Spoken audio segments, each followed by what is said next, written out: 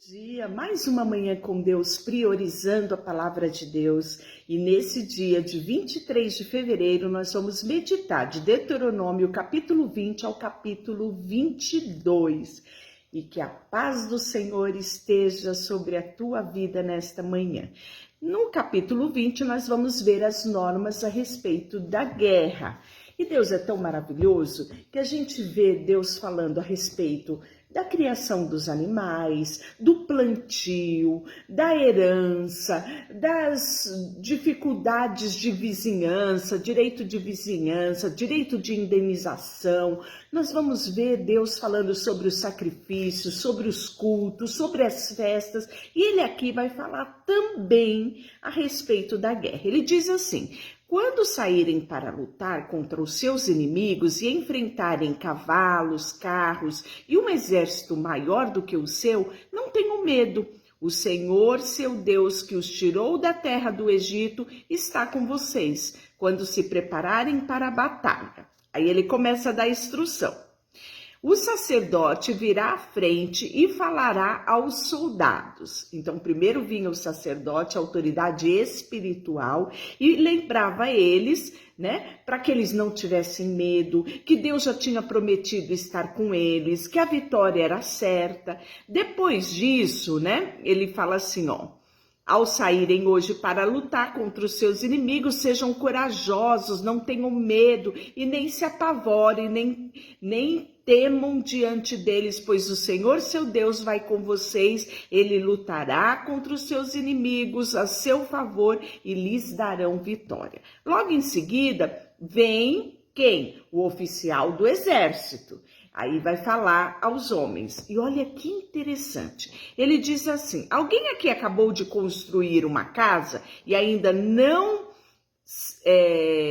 usufruiu, não dedicou-se a ela? Se houver alguém nessa situação, vá para casa. Outra situação.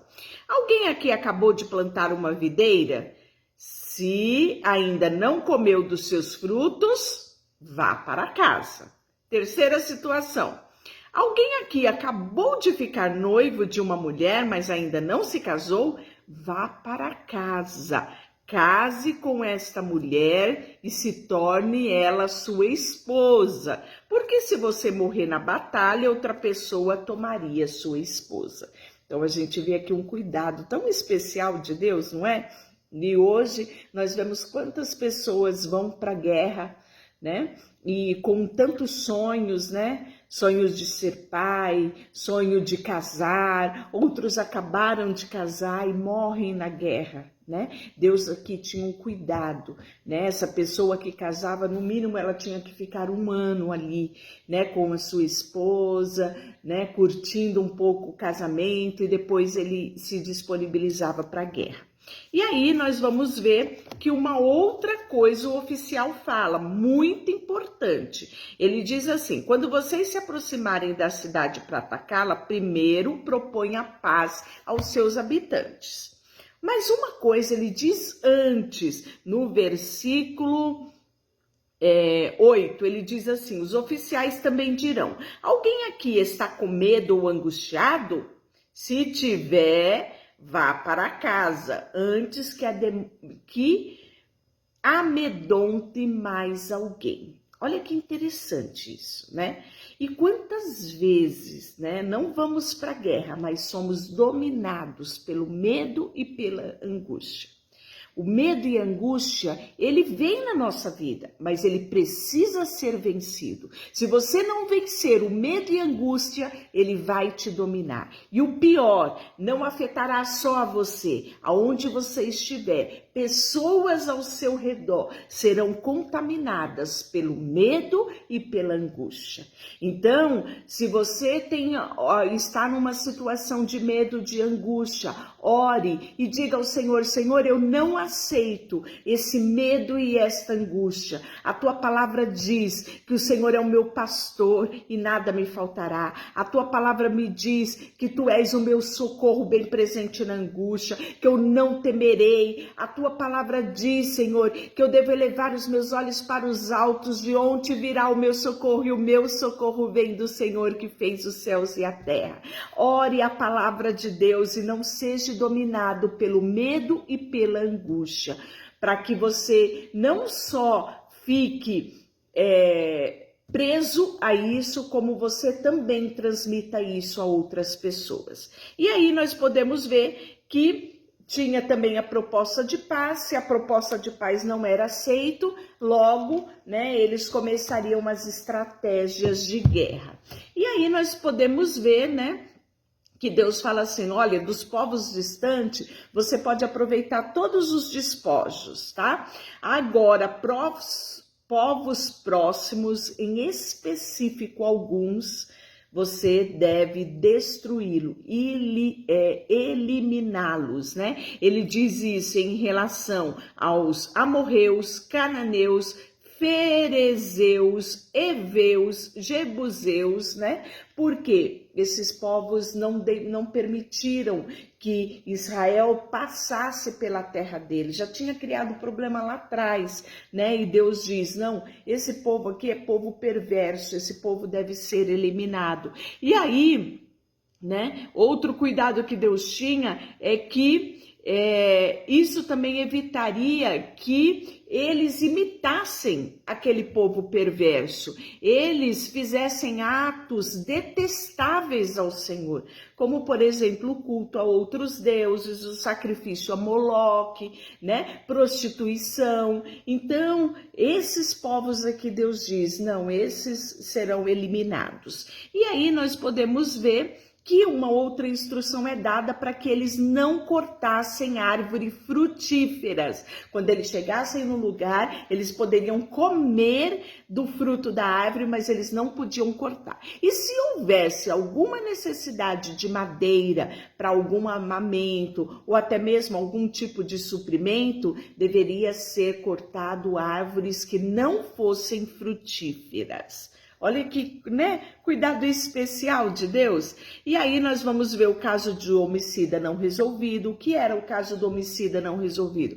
Quando no campo, de repente, alguém encontrasse alguém morto e não soubesse quem havia matado aquela pessoa, né? Como tinha ocorrido aquela morte. Então, eles deveriam oferecer o sacrifício à cidade, né? Porque nossas mãos não derramaram o sangue desta pessoa, nem vimos o crime acontecer. O Senhor perdoa o seu povo de Israel, o qual libertou. Não culpes o teu povo pela morte de um inocente. Logo em seguida, nós vemos tratativas a respeito de casamento com prisioneira, né? E aí a gente vê um cuidado especial de Deus para com essas mulheres. Ele diz assim, ó, nesse caso, leve-a para casa, onde ela raspará a cabeça, cortará a unha, trocará as roupas que estava usando quando foi capturada. Ou seja, ali demarcava um novo ciclo de vida sobre aquela mulher, né? Ela ficará em casa, na sua casa, mas você a deixará que ela fique de luto pelo pai e pela mãe por um mês inteiro. Depois disso, você se casará com ela e passará a ser o seu marido e ela a sua esposa. Tá? E aí ele vai falar sobre o direito do filho mais velho, né? Mesmo que o pai casasse com outra mulher e tivesse preferência, amasse mais essa outra mulher, o direito do filho primogênito do outro casamento prevalecia, né? Então ele fala a respeito disso. Ele fala também outras normas no finalzinho do 21 sobre a morte no madeiro. E aí a gente lembra do sacrifício de Jesus, né? Ele fala assim, foi executado e pendurado num madeiro, numa árvore. Não deverá permanecer pendurado durante a noite, enterre o corpo no mesmo dia, pois todo aquele que é pendurado é maldito aos olhos de Deus. Então Jesus, ele se tornou maldito em meu lugar, para que eu e você pudéssemos novamente ter relacionamento com o Pai, né? Ele veio para que eu tivesse vida e vida em abundância, dependendo de mim, aceitar o sacrifício dele na cruz. 22, ele fala para nós não fugirmos das nossas responsabilidades. Olha que coisa importante, não é? Ele diz assim, em relação, por exemplo, quando você encontrava um animal, né? Isso já foi doutrinado lá atrás. Se você encontrar um animal, procure o dono. Se você não encontrar o dono, você pode até levar o animal para sua casa. Mas se o dono aparecer, você deve devolver o animal, né? E aí ele fala, não fuja da sua responsabilidade. E ele vai trazendo várias coisas, né? Construir uma casa nova, coloque um parapeito, né?